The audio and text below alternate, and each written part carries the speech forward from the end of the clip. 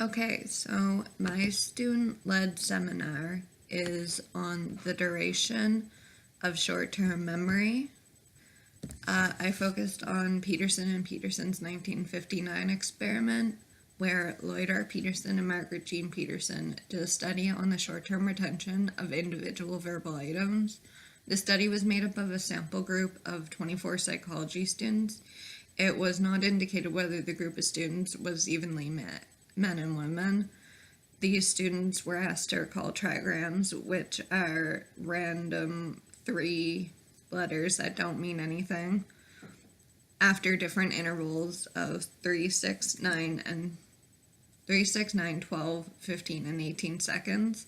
The sample group was also asked to count down in 3s or 4s from a random specified number until they saw a red light appear, and that was in order to prevent rehearsal. The aim of the experiment was to investigate the duration of short-term memory. Their hypothesis was that if not rehearsed, information is quickly lost in short-term memory. The findings of Peterson and Peterson, they found that the longer the interval, the less accurate the recall. After 3 seconds, the trigrams were 80% correctly recalled. After 6 seconds, this number fell to 50%. And after 18 seconds, the amount of correctly recalled trigrams was less than 10%.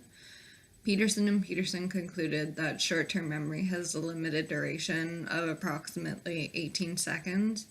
And they also concluded that if we are unable to rehearse information, it will not be passed on to long-term information. This study also shows that the short-term memory is different than the long-term memory in terms of duration, and this supports the multi-storm model of memory. And basically, for the conceptual model, I just wrote that there were 24 psych students who were given visual stimuli, the trigrams, and then they interrupted the rehearsal of said trigrams by having the sample group count backwards in 3s or 4s from a random specified number, and then they were asked to recall in varying intervals of 3, 6, 9, 12, 15, and 18 seconds, and the outcome that they received was that in the differing intervals, there are significantly different amounts of correct recall.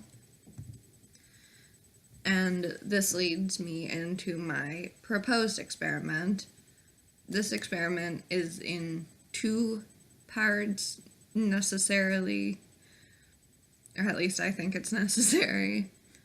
And basically part 1 would take some of the confounding variables off the table to ensure that the conclusion of Peterson and Peterson is as accurate as it could be. And my first experiment would take 24 university students, not psych students, and it would be 12 men and 12 women. The reasoning behind this is because psychology students may change their behavior to benefit the experimenter, especially in this case, because if they really believe in the multi-store memory model, they could change their answers in some way.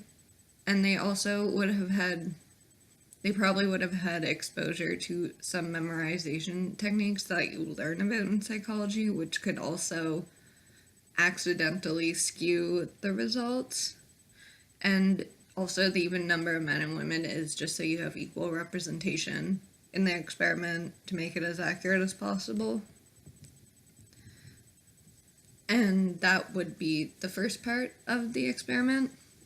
The second part of my proposed experiment would be to address 2 specific critiques of the original experiment done by Peterson and Peterson, because there are questions about the original experiment lacking mundane realism and external validity.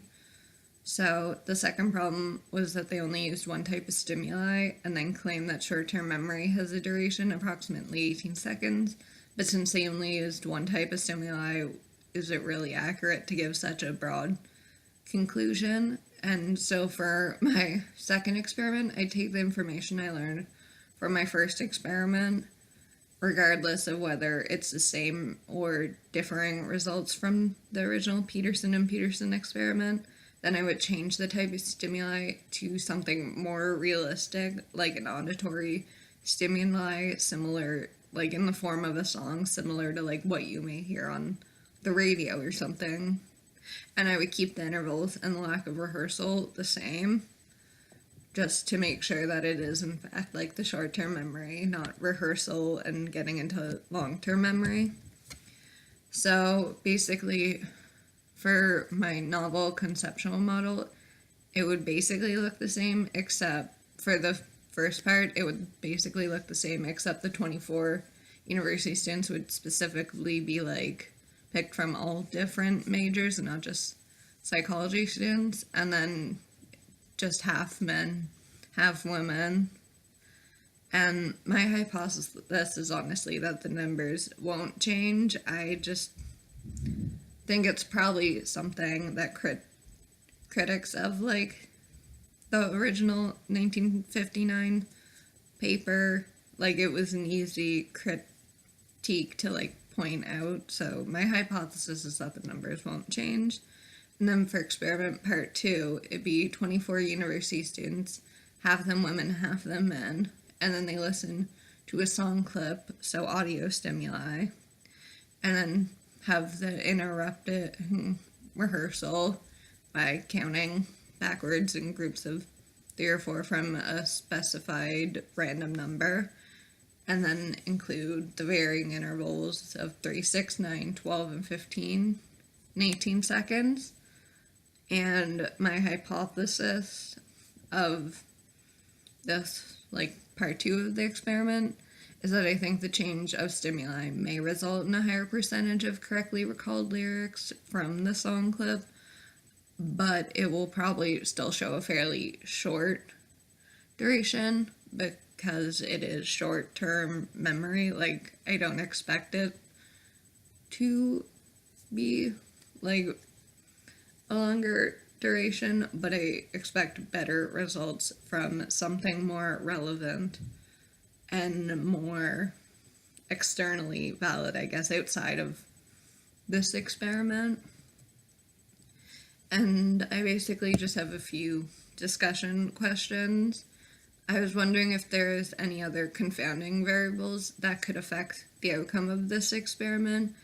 And I wanted to know, like, what are your opinions on doing the hypothetical experiment in 2 parts to avoid such variables and possible inconclusive results? Like, do you think it's a good idea just to get all possible variables out of the way, or is it, like, overkill and, like, just not a great idea? Also, any suggestions on, like, how to better the hypothetical experiment? Because I definitely think it could be better, but I also think that by doing it in 2 parts, you avoid a lot of the confounding variables. And yeah, so that's my student-led seminar. Thank you. Bye.